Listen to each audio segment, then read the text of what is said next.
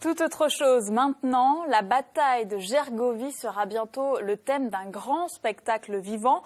Gauloises et Romains s'apprêtent à s'affronter de nouveau sur le plateau. C'est en tout cas le projet porté par une association clermontoise pour la mise en valeur de l'histoire et de notre patrimoine.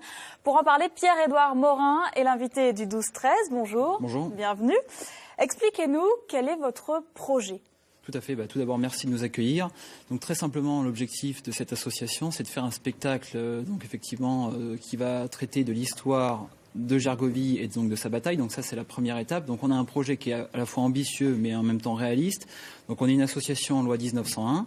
Et notre objectif à terme, après avoir fait ce premier spectacle, qui se déroulera donc sur la période estivale, donc juin et juillet, 4 à 6 représentations par an les premières années, réalisées par des bénévoles locaux. Donc, on veut faire ce système-là avec des enfants, donc avec des familles. Il y a aussi un côté éducatif. Et l'objectif, à terme, c'est de traiter l'histoire de l'Auvergne. C'est-à-dire qu'on a pour ambition de faire un spectacle sur, pourquoi pas, le général de C dans quelques années, etc. Mais la première étape, c'est le spectacle sur la bataille de Gergovie.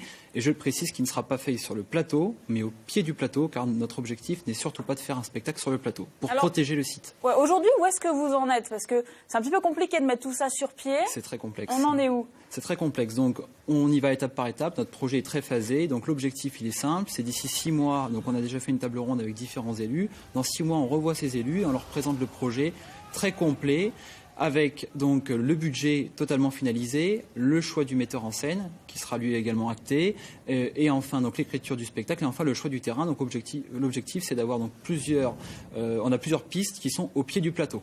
Au pied du plateau, on a bien dit pas sur le plateau. Il y a déjà pas mal de choses autour de Gergovie, la nouvelle maison de site qui va ouvrir en 2017, les fouilles, etc. Quel est l'intérêt aujourd'hui de monter un spectacle vivant ? Alors l'objectif, il est très simple. On souhaite apporter une offre qui soit complémentaire aux offres existantes. Donc c'est très simple. Aujourd'hui, effectivement, vous avez les fouilles à Coran, vous avez les fouilles à Gergovie, vous avez la maison de site à Gergovie, vous avez le château de Murol, vous avez différentes offres. Mais simplement, quand on regarde ce qui se passe ailleurs, aujourd'hui, il y a des spectacles historiques et culturels qui se développent dans de nombreuses régions. Alors bien sûr, il y a le Puy du Fou pour ne pas citer, mais il n'y a pas que le Puy du Fou. On retrouve ça en Bourgogne, par exemple, à Saint-Fargeau, etc. Donc il y a de très nombreux endroits où ils le font. Nous, on a un site numéro 1. C'est quand même un site classé mythe de la nation, avec vraiment toute la force qu'il y a derrière. On voit des images du Puy du Fou en même temps. Ah, d'accord, donc c'est vrai que c'est un peu l'objectif, parce que ça sera un spectacle de nuit, je le précise, effectivement, son et lumière.